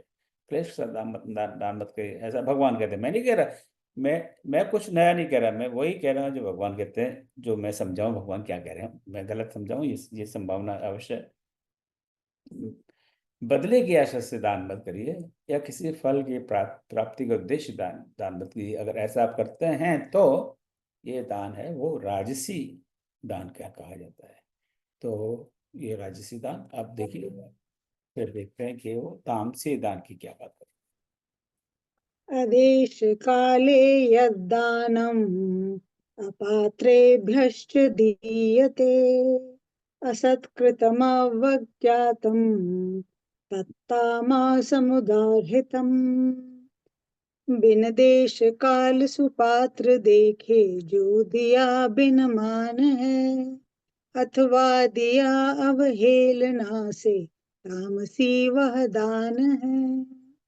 अब यहाँ जो तीसरा वो है तामसी दान। कि अब आप तो इट्स लाइक ए कॉन्ट्रडिक्शन, विरोधाभास है। दान भी है और तामसी भी है, कैसे वो संभव है। तो देखिए ना, वैसे बड़ी अजीब सी बात यहाँ पर भगवद गीता में भगवान श्री कृष्ण वो कहते हैं कि दान भी एक तामसी हो सकता है, राइट। कि आप दान भी दे रहे हो और तामसी भी है। तो कौन सा दान तामसी है? जो दान बिना आदर के दिया जाता है। बिना आदर के दिया जाता है मतलब कोई आया और ये तो हम लोग आप देखते हैं, अब तो आई थिंक ये घर पे भिखमंगों की आने की फ्रिक्वेंसी कम हो गई है। पहले तो घरों में, और हो सकता है अभी भी आते हो, मुझे नहीं पता। पहले तो घरों में दिन में 4-5 भिखमंगे तो आ जाते थे, या रास्ते में बहुत आ जाते थे। तो अब उनसे पिंड छुड़ाने के लिए जबरदस्ती उनके हाथ में एक चवन्नी पकड़ा के, बचल भाग यहाँ से, दूर दूर दूर, टाक। तो बड़ा तिरस्कार पूर्वक वो दान दिया है आपने, राइट। और ये बात इवन वो जो बड़े, कई बार बड़े बड़े लोग भी आते हैं डोनेशन लेने के लिए, उनको भी आप कहते हैं यार तुम क्या देखो, जब देखो जब, कभी हनुमान जयंती पे आ जाते हो, कभी जन्माष्टमी पे आ जाते हो, कभी नवरात्रि पे आ जाते हो, क्या है यार आए दिन आते रहते हो। हिंदुस्तान में तो इतने सारे ये भगवान है, सब ये त्योहार तीज त्योहार चलते रहते हैं, अब कितना तुमको डोनेशन दें? अरे सेठ जी कुछ तो करिए। तो आप पकड़ा देते हो 1100 रुपये, बोले भागो यहाँ से, अब बताना। ऐसा दान मत करिए, ये तामसी दान है। जो दान बिना आदर के किया जाए, जो तिरस्कार पूर्वक किया जाए, गायों का तिरस्कार करते हैं, वो तामसी दान है। अयोग्य देश और समय में और अयोग्य व्यक्ति को दिया जाता है, ये तामसी दान है। इसको हम पहले ही बात कर चुके हैं। तो भगवान एक दान का एक क्राइटेरिया लेकर भी इस तरह की व्याख्या करते हैं, और भी उन्होंने क्राइटेरिया आगे लिए हैं, पर हमारे पास के लिए समय नहीं है। तो यहाँ पर मैं दो दान को लेकर मैं दो उदाहरण की बात करता हूँ, थोड़ा सा समय है, फिर मैं आज के सारांशकर्ता अमिताभ जी को कमेंट करता हूँ। तो एक उदाहरण हम बहुत अच्छी तरह जानते हैं, वो है कर्ण का, महाभारत में न दानवीर कर्ण। हम दानवीर कर्ण के बहुत सारी कथा सुन चुके हैं, और सबसे उनका प्रसिद्ध दान है जब महाभारत के युद्ध के ठीक पहले अर्जुन छद्मवेश में, अर्जुन के पिता इंद्रदेव छद्मवेश में वहाँ आए और उनसे उनके कवच कुंडल मांग लिए। और कवच कुंडल मांगने का मतलब है कर्ण से उनका जीवन मांग लिया, क्योंकि वो उनकी सुरक्षा के क्या कहते हैं आजकल, फायर फायर फायर क्या शब्द है, हाँ, उनकी जीवन की सुरक्षा की गारंटी थे कवच और कुंडल। जब तक कवच कुंडल उनके पास होते, उनका कोई बाल भी नहीं बुझा। किंतु जब किसी ने एक ब्राह्मण रूप में आया, उसने क्या क्या क्या चाहिए तुम्हें, बोले मैं तुम्हारे कवच कुंडल दे, तो उन्होंने दे दिया। भगवान यहाँ इस प्रकार के दान को सराहना नहीं करते, क्योंकि आपने दान तो दिया पर एक अयोग्य व्यक्ति को दिया। और इसकी अब कहेंगे भाई, अरे अरे कर्ण को क्या पता कि ये कोई मेरे साथ में कुछ फ्रॉड हो रहा है। तो इसका आगाज उनके पिता सूर्यदेव और कर्ण को कह चुके थे। कर्ण को सूर्यदेव ने उसी सुबह से उठते ही एक व्हाट्सएप कॉल लगाया कि हे बेटे, आज इंद्र आने वाला है तुम्हारे पास छद्मवेश में और तुमसे कवच कुंडल मांग लेगा, तो उसको देना मत। तो कर्ण को पता था कि जो आज दान लेके आएगा और मुझसे कवच कुंडल मानेगा, वो मेरे साथ फ्रॉड है, मेरे साथ कपट है, और वो अयोग्य व्यक्ति है, अयोग्य दान है, फिर भी उन्होंने दिया। उसका वो उसका फल क्या हुआ हम सब जानते हैं, उसको अपने जीवन से हाथ धोना पड़ा। तो हालांकि वो अमर भले हो गए हों कि एक दानवीर कर्ण की तरह, परंतु जो काम किया उसकी कृष्ण सराहना नहीं करते। इससे बिल्कुल दूसरा कॉन्ट्राडिक्टरी एग्जाम्पल है, जो अकबर के जमाने में उनके राज दरबार में 9 रत्न थे, उनमें एक रत्न थे अब्दुल रहीम खान खाने। और चूंकि वो अकबर के राज दरबार 9 रत्न थे, नेचुरली फाइनेंशियली तो बड़े स्ट्रांग रहे होंगे, उनको काफ़ी धन वन मिलता हुआ अकबर से। तो वो भी बड़े दानी थे, तो रोज़ सुबह दान करते थे। पर उनमें यह था कि जब दान करते थे वो उनकी नज़रें नीचे रहती थी, चुपचाप दान करते थे ताकि कोई देखे नहीं, जैसे कोई गलत काम कर रहे हो, कोई बुरा काम कर रहे हो। नहीं, कभी हम लोग बुरा काम करते तो हम ये है कि वो हमें देख नहीं ले, तो अपना आंखें चुप चुरा के बाद काम करते हैं वो। जब तुलसीदास जी को ये बात पता लगी, उनके कंटेम्प्रेरी थे, तो तुलसीदास जी भी बड़े ज्ञानी थे, उनको पता है कि वो ऐसा क्यों कर रहे हैं। इसको आई थिंक मैं बंद कर देता हूँ, स्टॉप शेयर को। तो तुलसीदास जी ने उन्होंने उनसे पूछवाया है, ऐसी देनी देन जू कित सीखे हो सैन। आप कहाँ से सीखे हो, ये इस तरह से कैसे डोनेशन दिया जाता है? ज्यो ज्यो कर ऊंचो करो, त्यों त्यों नीचे नहीं। हाथ आप देने के लिए हाथ ऊपर करते हो और आंखें नीचे करते हो, ये क्या है वो? हम लोग तो किसी को एक ढेला भी देते हैं तो ऐसे चारों तरफ, और अब वीडियोग्राफर फोटोग्राफर सब फोटो लें हमारी तरफ, फटाफट फेसबुक पे डालना, हमारी तो ये नहीं रहती है। और ये क्या है, तुम तो फेस को नीचे करोगे तो फेसबुक पे डालेंगे तो फोटो भी नहीं दिखाई देंगे। तब जो उत्तर दिया है अब्दुल रहीम ने, वो हमारे जीवन में उतारने योग्य है। देनदार कोई और है, बेइज्जत सौ दिन रहे। देने वाला तो रोज उसकी सप्लाई चेन बिल्कुल चालू है, सप्लाई चेन से रोज भेजता रहता है वो। रोग भरम हम पर करें, तासे नीचो ने। पर लोगों को ये भ्रम है कि दान तो मैं दे रहा हूँ, और इससे मुझे बड़ी एम्बैरेसमेंट होती है, बड़ी ग्लानि होती है, बड़ी शर्म आती है, इसलिए अपना चुपचाप पीछे रख देता हूँ, क्योंकि लोगों को बहुत भ्रम हो गया कि मैं दान दे रहा हूँ। सो ये दान की जो स्पिरिट है, भगवत गीता से ही अब्दुल रहीम खान कानन ने सीखी है। तो थोड़ा बहुत हम भी सीख लें। जय श्री कृष्ण। आपका बहुत बहुत धन्यवाद। अब मैं भाई श्री अमिताभ सिंह जी को आमंत्रित करता हूँ। कि वे आज के अध्याय की का सारांश हमें पता है। जय श्री कृष्ण। अमिताभ, आपका स्वागत है। जय श्री कृष्णा, जय श्री राम। सभी को मेरी आवाज आ रही होगी जी। तो बहुत बहुत मेरा सौभाग्य कि 17वें अध्याय श्रीमद् भगवद गीता का सार में कहने जा रहा हूँ, और सब कुछ बहुत डिटेल में भी बताया गया। तो इस अध्याय में भगवान श्री कृष्ण श्रद्धा के 3 भिन्न रूपों का विवेचन करते हैं। ये कहते हैं कि जैसे व्यक्ति का स्वभाव होता है वैसी ही उसकी श्रद्धा होती है, और वही श्रद्धा उसके जीवन के समस्त कर्मों को प्रभावित करती है। श्री रामचरितमानस में भी कहा गया, जाकी रही भावना जैसी कभी मूरत देखी तुम कैसी। भावना जो है श्रद्धा, हम कहते हैं ना कई बार, कोई अगर पूछता है हमसे कि आप इसको कैसे ग्रहण करेंगे, तो हम कहते हैं आपकी जैसी आपकी श्रद्धा। तो श्रद्धा के प्रभु ने कहा है कि 3 प्रकार है। हम जब कह देते हैं जैसी आपकी श्रद्धा, हमें सोचना चाहिए कि कैसी श्रद्धा के लिए हम इनसे कहें, जैसी आपकी सात्विक श्रद्धा, जैसी आपकी राजसिक श्रद्धा, या जैसी आपकी तामसिक श्रद्धा। तो 3 प्रकार जो है, सात्विक, राजसिक और तामसिक है। सात्विक श्रद्धा वो जो ईश्वर, वेद और गुरु में स्थिर होती है। यह श्रद्धा ज्ञानवर्धक, कल्याणकारी और मोक्ष की ओर ले जाने वाली। तो मैं अगर इसका एग्जाम्पल अपने जीवन से देना चाहूँ, तो कई बार ऐसा होता है कि जब मैं पूजा में या मेडिटेशन में होता हूँ, या रामचरितमानस का ही कोई प्रसंग पढ़ रहा होता हूँ, तो अनायास ही कोई प्रसंग सोचकर और समझकर आंखों से अश्रुधारा अगर बहने लगती है, तो मानना चाहिए कि मन में सात्विक भाव उत्पन्न हो। राजसिक श्रद्धा वो जिसमें दिखावा, यश की लालसा और फल की इच्छा रहती है। यह कर्म में तो सक्रिय होती है, लेकिन अंत में व्यक्ति को बांधती है। तो जहाँ सात्विक श्रद्धा ये थी कि हम प्रभु से जुड़ गए, राजसिक श्रद्धा वो जिसमें हम कर्मों से जुड़े गए, कर रहे हैं प्रभु के लिए काम, लेकिन हमारा जो फोकस है वो कर्म पे है कि हम कर रहे हैं।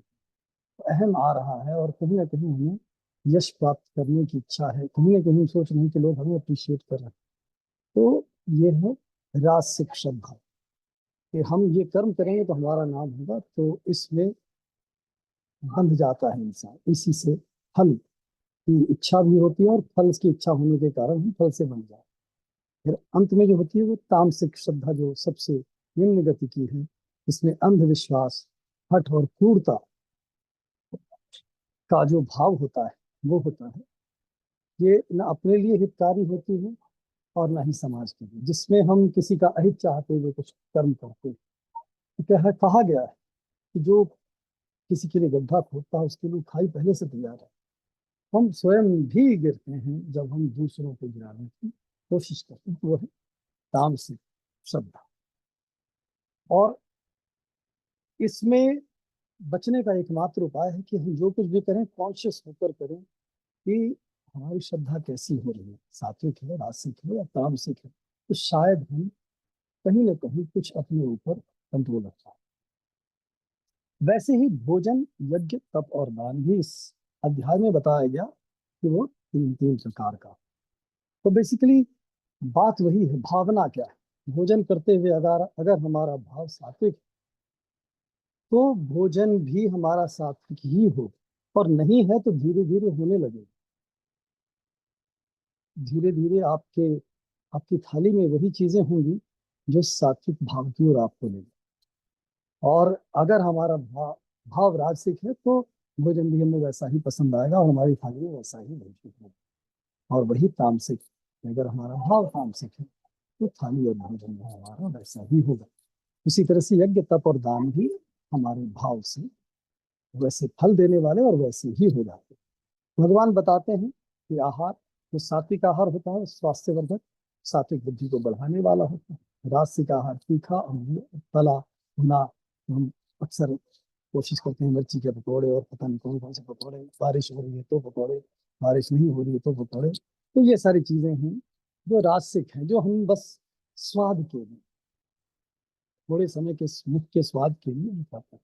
और तामसिक वो जो बासी है, अपवित्र है, कहीं न कहीं किसी को कष्ट देकर बना है, तो वो आलस्य वर्धक भी होता है, पवित्र तो होता ही है।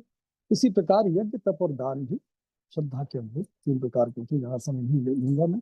जब इन्हें निष्काम और सात्विक श्रद्धा से किया जाता है तो वे आत्मोन्नति का साधन बनते हैं। कहने का भाव ये है कि अगर हम भोजन कर रहे हैं, जो मैं करता हूँ, और बहुत मैंने बदलाव देखा पिछले कई सालों में, कि भोजन करते वक्त मेरे मन में अचानक भाव, तो कुछ भी मुंह में जाते वक्त अचानक ही ये भाव अपने आप अनायास ही आ जाता है, तुम ही निवेदित भोजन करें, प्रभु प्रसाद पट भूषण धरें। तो ध्यान रखता हूँ कि मैं क्या खा रहा हूँ, क्योंकि प्रसाद के रूप में खा रहा हूँ अगर, तो प्रसाद क्या है प्रभु का, ये समझना आवश्यक है। तो जो कुछ भी पहन रहा हूँ, जो कुछ भी धारण कर रहा हूँ, जो कुछ भी यूज कर रहा हूँ, सब प्रभु का प्रसाद समझकर कर रहा हूँ। तो जीवन में बहुत सारा बदलाव मैंने खुद देखा। आप भी अगर इसको करके देखेंगे तो आपको भी महसूस होगा। तो हम एक्टिवली अगर इसको करना शुरू करें तो चीजें अपने आप सात्विकता की ओर बढ़ने लगती। इसमें कुछ विशेष श्लोक जो मुझे अत्यंत प्रिय हैं और मुझे लगता है कि मुझे रास्ता दिखाते हैं, उनमें से एक है, त्रिविधा भवति श्रद्धा देहिनाम सा स्वभावजा सात्विकी राजसी चैव तामसी चेति ताम शृणु। हर मनुष्य की श्रद्धा उसके स्वभाव से उत्पन्न होती है, सात्विक है, राजसिक है या तामसिक। तो जैसी हमारी भावना हो वैसी ही हमारा हमारी श्रद्धा होगी और वैसा ही फल उत्पन्न करेगी। अश्रद्धया हुतम दत्तम तपस्तत्वम कृतम चेत असदिच्यते पार्थ न च तत्कृत्य नोई। जिसमें कुछ जो अश्रद्धा से किया हुआ हवन है, दिया हुआ दान है या तपा हुआ तप, जो कुछ भी, वो न इस लोक में लाभदायक है और न ही परलोक में। और अंत में जो आखिरी में हमने भी सुना कि दान जो है वो हमेशा शुभ फलकारी है, लेकिन उसमें भी देश काल और पात्र को देखकर अगर हम दान दें तो वो है। तो निष्कर्ष इसका यह है, भगवान श्री कृष्ण में यह सिखाते हैं कि श्रद्धा से ही जीवन की दिशा तय होती है। सच्ची सात्विक श्रद्धा से किया गया हर कर्म दिव्यता की ओर ले जाता है। वही दिखावे या ज्ञान से किया गया कर्म बंधन का कारण बनता है, हमारे वापस इस लूप में आने का कारण बनता है। अतः हम सभी को चाहिए कि हम अपने जीवन के कर्मों को सात्विक श्रद्धा से या निष्काम भाव से और ईश्वर समर्पण के भाव के साथ करें। जय सिया राम, जय श्री कृष्ण। बहुत बहुत धन्यवाद। आप सबके आशीर्वाद से आज हमने साथ करें। बहुत बहुत धन्यवाद भाई अमिताभ, आपने बड़े सुंदर सारांश प्रस्तुत किया। और अभी मैं बहुत सुंदर, बहुत सुंदर। क्लास के संपूर्ण के बाद में इसको अपने व्हाट्सएप पर पोस्ट करता हूँ ताकि आप उसको दोबारा पढ़ सकें। तो अभी मैं सोच रहा था कि ये मैं बात तो ये सारी की है सात्विक भोजन की, और पर ये होता नहीं है जीवन में। मैं अभी कभी गर्मा गर्म पकौड़े मिलेंगे तो मेरे से तो मना नहीं हो पाएगा। तो इसको क्या कैसे करें, कैसे जब ज्ञान की बात है जोरदार है, पर how do we do it? So I was thinking, just thinking कि how do we do it. ये जो 7 दिन होते हैं हमारे यहाँ, हमारे यहाँ ज्ञान हमने थोड़ी बनाए 7 दिन। तो ऐसा कुछ करें कि हम निश्चित करें कि भाई 7 दिन में कम से कम एक दिन तो हम सात्विक भोजन करेंगे। इस दिन तो सात्विक ही करेंगे और कुछ नहीं खाएंगे। कर सकते हैं कि नहीं? 1 day in 7 days, how difficult it is? हो सकता है भाई साहब, और 10 पकौड़े की वजह से 2 पकौड़े खा लें। नहीं फिर तो नहीं, सिर्फ 1 day नो पकौड़े, या तो नो मिर्ची यानी जो भी सात्विक। और एक दिन ऐसा करें कि सप्ताह में एक दिन ताप जो तामसी भोजन है वो भी सप्ताह में एक ही दिन करें, एक दिन से ज्यादा ना करें, और बाकी 5 दिन राजसी करें। ये इज इट डूएबल? बिल्कुल बिल्कुल मतलब एक दिन सिर्फ सही है। और एक दिन ही तामसी, बाकी 5 दिन राजसी। ये तो डूएबल है ना। और 1-2 सप्ताह से करके देखें, वो शिफ्ट करें हम आगे बढ़ के, ठीक है? 5 दिन की जगह 4 दिन राजसी कर दें, 2 दिन सात्विक कर दें, फिर वो 3-3 कर दें। वैसे रोज अगर शाम को सात्विक खाया जाए, रात में सात्विक भोजन हल्का वाला, तो हमेशा आपका पेट सही रहेगा, सेहत सही रहेगी। रात्रि का भोजन और सुबह चिकन करी नहीं लंच में। चिकन करी कौन खाता है सुबह सुबह? जबरदस्त, कोई नहीं खाता। ये भी अच्छा है, ये भी अच्छा कि रात को बिल्कुल रात को मिनिमल भोजन ही ना करें, रात को नहीं भोजन करें, खिचड़ी ऐसा भोजन करें, बहुत नहीं हल्का उसके साथ घी फुल्का डाल के। सैलेड। नहीं, मैं तो पूरे आयुर्वेद दिन में तो कहा गया है रात का भोजन हमेशा बहुत हल्का और सुपाच्य होना हमेशा चाहिए। सुपाच्य होना चाहिए। यस, मैं तो 24 घंटे की रात बात को करता सात्विक हूँ। ही होना चाहिए। आप तो वही करने की बात कर रहे हैं जो आप करते हैं ऑलरेडी, तो नया क्या हुआ? मैं उसके बाद लेकिन ये आप प्लान बहुत अच्छा है सर। अगर सात्विक भोजन रात में लिया जाए तो हो सकता है सुबह सात्विक भाव से उठेंगे।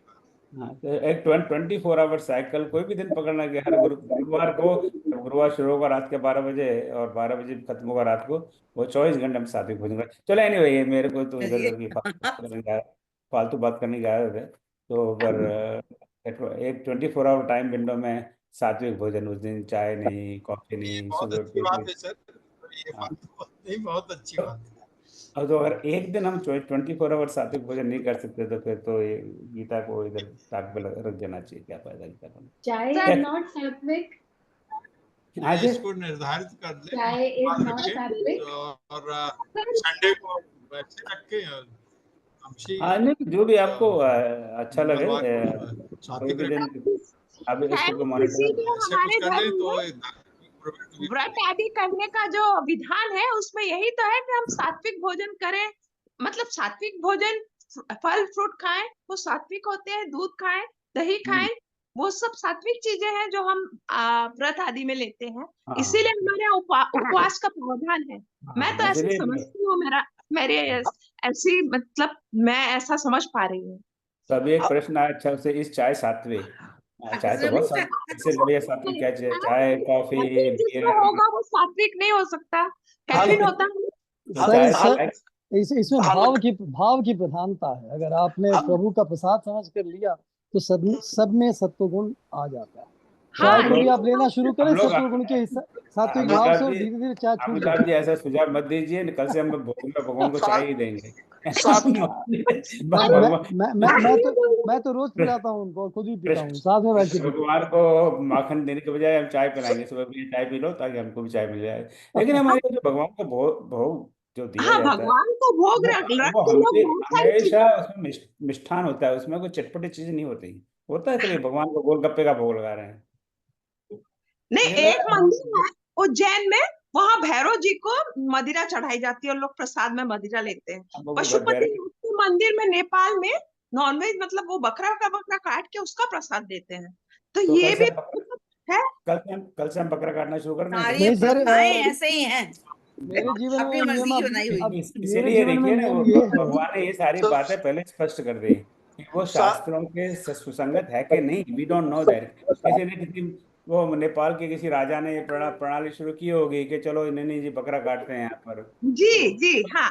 We don't want to do that. कुछ शास्त्रों नहीं, के वहां कहने भी के नहीं सर, आंध्र प्रदेश में भी देवी के मंदिरों में हाँ, बाकायदा बलियां चढ़ती हैं। दैट इज हम नॉट लोग तो जाके जस्टिफिकेशन। देख के घबरा के वापस आ गए कि भैया ये क्या चल रहा है यहाँ पर, नहीं बैठना है इधर, ये तो मंदिर में चलिए अब जाना नहीं। आगे की हम चलिए अब सबसे आगे। अच्छा है आगे जिस दिन पार्टी रखी गई हो, एक दिन 2 दिन पूरा उपवास रखिए, कुछ मत खाइए, और जिस दिन एग्जैक्टली। पार्टी खा लीजिए। सात्विक भोजन का अर्थ सुपाच्य और हल्का भोजन से मतलब नहीं है। भोजन करते समय आपके सात्विक विचार रहे तो वो सात्विक भोजन है। सही है। ऐसा ही है कि जी बिल्कुल। ये छोड़िए।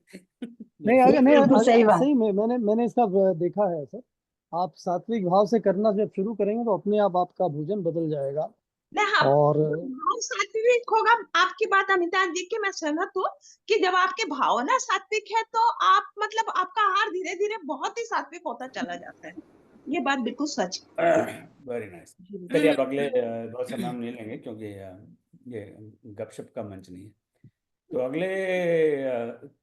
अब अगले सप्ताह तो 18वां अध्याय है, जो अंतिम अध्याय है श्रीमद् भगवद गीता का, और ये सबसे बड़ा अध्याय है, 78 श्लोक हैं, if I remember it right.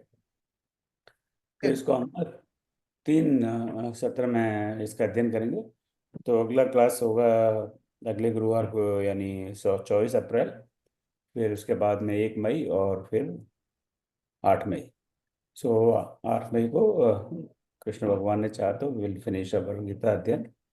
तो उसके तुरंत बाद will be the last term exam, mid term exam 5, जो पिछले 3 या 4 चैप्टर पर होगा, आपको पता ही होगा। उसके लिए 1 सप्ताह का समय रखेंगे, और फिर होगा महापरीक्षा, final exam, grand final exam, जो पूरे श्रीमद् भागवत पे क्लास 0 से लेकर क्लास N तक, 29 तक। सो अब फाइनल एग्जाम आ रहा है, तैयारी करना शुरू करिए। तो 18 अध्याय में से कहीं से भी कोई भी प्रश्न कैसा भी हम पूछ सकते हैं। फाइनल एग्जाम में minimum 40 questions, maximum 50 questions, most likely 50, but we'll see. So वो एग्जाम मेरे ख्याल से मई एंड के आसपास होगा, ऐसा अभी प्रतीत हो रहा है। So we have to get started. मेरा एक सुझाव है, बताऊं सर? हाँ हाँ, कहीं विजय जी। 8 मई को अपना ये भगवत गीता क्लास पूरा हो रहा है और उस दिन एकादशी है। अच्छा, वेरी नाइस, ओके। एकादशी उस है, दिन yes। मोहिनी एकादशी है, तो क्यों ना हम मतलब स्टार्ट करेंगे, ये क्लास पूरा करेंगे और बाद में भक्ति योग 12वां अध्याय एक बार कोई तो अच्छी तरह से पठन करे और उसका समापन करे तो ज्यादा अच्छा होगा। मुझे मालूम नहीं सबकी राय और आपकी राय। बहुत उत्तम सुझाव, उत्तम सुझाव। ठीक है, बहुत सुंदर। I will think about it मैं एंड पढ़ना चाहूंगी 12वें अध्याय का या पाठ। क्योंकि एकादशी है तो एटलीस्ट भक्ति योग नहीं तो पुरुषोत्तम योग, 2 में से। जी। 15वां अध्याय, यही हम कहने वाले थे कि और पुरुषोत्तम योग पढ़ा आपको जाए। एक बात 15वां अध्याय पुरुषोत्तम योग का। हाँ, 15वां भी बोल सकते हैं, गाया जा सकता है। सब सात्विक भोजन करेंगे पूरे दिन, 24 आवर्स। उस दिन कोई चाय वाय नहीं, कुछ नहीं, कॉफी नहीं, स्टंटा एकादशी को नहीं। तो वैसे ही व्रत होता है, वैसे हम सात्विक ही तो होता है। अब वो आप जो व्रत भोजन करती हैं, नहीं आप नहीं करेंगे। करते व्रत, अब अपनी बात नहीं हम करा है। वैसे भी नहीं पीते तभी हैं करते चाय, हैं एकादशी, हम पीते भी नहीं है, वैसे भी नहीं पीते चाय। हम ऐसे भी नहीं पीते हैं चाय। ओके, चलिए। हम भी नहीं पीते। चाय और पान बहुत चल रहा है। तो ये हो गई भगवत गीता की क्लास की बात। विष्णु सहस्त्र नाम पर आपको पता ही, आप बहुत लोग उसमें जुड़े हुए हैं। तो चूंकि वो क्लास 1 से मंथ थी, अब मई से हम we are going to do twice a month, क्योंकि वो 1 महीने के बाद में कुछ भूल भाल जाते हैं उसको। तो आदरणीय राजरानी दीदी ने राजी हो गई कि हाँ चलो ठीक है भाई, अब क्या करो। तो नहीं नहीं, ऐसे मन से राजी हुई। तो उसका जो अभी तक हमने 3 क्विज दिए हुए हैं, तो तीनों क्विज अभी खुले हुए हैं, क्योंकि अब वो क्लास का एनरोलमेंट वगैरह बंद किया है। तो अब now we will start closing them. So first quiz is just, it's open, it will close on 20th April. आप में से करीब करीब सारे लोग सबमिट कर चुके हैं, पर अगर नहीं किए हो तो अब जैसे जैसे नई डेट आएंगी, they will be the final date, I will close those quizzes. तो आप मिस कर गए हो तो प्लीज सबमिट दैम। तो ये फर्स्ट क्विज अभी ओपन है, 20 अप्रैल को वो क्लोज हो जाएगी। एंड इसी प्रकार देना विल ओपन तो है ही, पर second quiz I will make available. पिटिया का फोन है। तो उसमें I will give you 3-4 days and then will close second and third same day. जो 15 दिन का कार्यक्रम हुआ, आप सब लोगों ने उसमें बहुत भाग लिया, बहुत सारा काम किया, तो आपका सबका बहुत बहुत आभार। इस सैटरडे को यानी परसों we will have a feedback discussion session. जो 15 दिन का कार्यक्रम कैसा रहा, उसमें आपकी क्या सुझाव हैं, आगे हमें क्या करना चाहिए, क्या नहीं करना चाहिए। तो आप सबको आमंत्रण है, आप परसों आएँ और अपने सुझाव बताएं, ताकि भविष्य में हमें से कोई एक दिशा प्राप्त हो सके। So these are my announcements for today. अब आज के इसका समापन करते हैं और मैं आशा दीदी को आमंत्रित करता हूँ कि वो शांति मुख्य पाठ करें। ये क्वेश्चन है श्वेता जी का, रामचरितमानस का कोर्स भी स्टार्ट होगा, तो एक बार इस गीता से निपट लें, एक गीता से निपट लें, फिर सीता। सीता को संभालना सरल है, गीता, सीता और गीता पिक्चर देखिए ना आपने, तो गीता बहुत टेढ़ा काम का है गीता का, और पिक्चर में उन्होंने बिल्कुल सही नाम रखे हैं, और सीता तो बेचारी सीधी है। तो ये रामायण का कोर्स मेरे ख्याल से, ये गीता कोर्स मैं समझता हूँ मिड जून तक विल फिनिश एवरीथिंग। और फिर रामायण का कोर्स जन्माष्टमी शुरू करेंगे कि कृष्ण भगवान भी क्या याद करते हैं। तो रामकृष्ण में क्या फ़र्क है, मुझे तो कोई फ़र्क नहीं दिखता। तो we'll start some time in August, पर विल लेट यू नो। जैसे ही जो रामायण की फैकल्टी को भी एक बार मैं बात करता हूँ, तो रामायण कोर्स तो वही लोग पढ़ाएंगे, मैं तो अब आराम से सोऊंगा निद्रावस्था में। तो पर अराउंड लेट जुलाई अगस्त, पर इन बिटवीन अभी जैसे हनुमान चालीसा का हमने पाठ किया था, बच्चों ने कर किया था। So I have a thought of doing a course on Hanuman Chalisa for kids and in English. मैंने एक छोटा सा इनफॉर्मल सर्वे किया है 3 अलग अलग व्हाट्सएप ग्रुप से, उससे ये ज्ञात हुआ है कि करीब करीब 90% हमारे बच्चे इंग्लिश मीडियम में पढ़ रहे हैं। मैं इंडिया की बात कर रहा हूँ, जो जो जो इनफॉर्मल सर्वे मैंने किया है। अगर हमारे बच्चे सब इंग्लिश मीडियम में पढ़ रहे हैं और हम हिंदी में या तेलुगु में या तमिल में रामायण पढ़ाएं या गीता पढ़ाएं, उसका कोई अर्थ नहीं है। So I think I might do a Hanuman Chalisa course for kids, maybe just four Sundays or something में देखता हूँ, और उसके बाद में आई मोटिवेट देखिए उस कोर्स में कैसी रुचि होती है। Will do probably a course on Gita for kids, and again in English. So let's see how that goes. One book is there, हाँ एक किताब है ना गीता फॉर किड्स, हाँ, गीता फॉर किड्स किताब काफी भी है। है, बहुत हाँ, तो अच्छी किताब। हाँ आपने आज देखी, हाँ गीता तो की अभी आपने हनुमान चालीसा लिखा था? हाँ नहीं वो हनुमान चालीसा ही लिखा था। तो ये तो मतलब हनुमान चालीसा का तो मैं अबाउट 4 क्लासेस, तो हर क्लास में 10-12 पंक्तियों का explanation I will provide to kids, और उसके समापन के बाद में I think about Gita class for kids. पर अभी this just a thought, nothing is definitive right now. पर हाँ, Ramayana course will start in July August some point in time. So that's the thought right now. पर इस शुक्रवार क्या परसों शनिवार को आप अवश्य बता रहे हैं और अपने सुझाव प्रस्तुत करें, और ना आ सकें तो just send me from WhatsApp message, जो भी अच्छा सुझाव हो लेट मी नो, ठीक है। तो अब मैं आशा जी को आमंत्रित करता हूँ कि शांति पाठ। जय श्री राम। ओम सर्वेषां स्वस्तिर्भवतु, सर्वेषां शान्तिर्भवतु, सर्वेषां पूर्णं भवतु, सर्वेषां मङ्गलं भवतु। ॐ सर्वे भवन्तु सुखिनः, सर्वे सन्तु निरामयाः, सर्वे भद्राणि पश्यन्तु, मा कश्चित् दुःखभाग् भवेत्। ॐ असतो मा सद्गमय, तमसो मा ज्योतिर्गमय, मृत्योर्मामृतं गमय। ॐ शान्तिः शान्तिः शान्तिः। नमो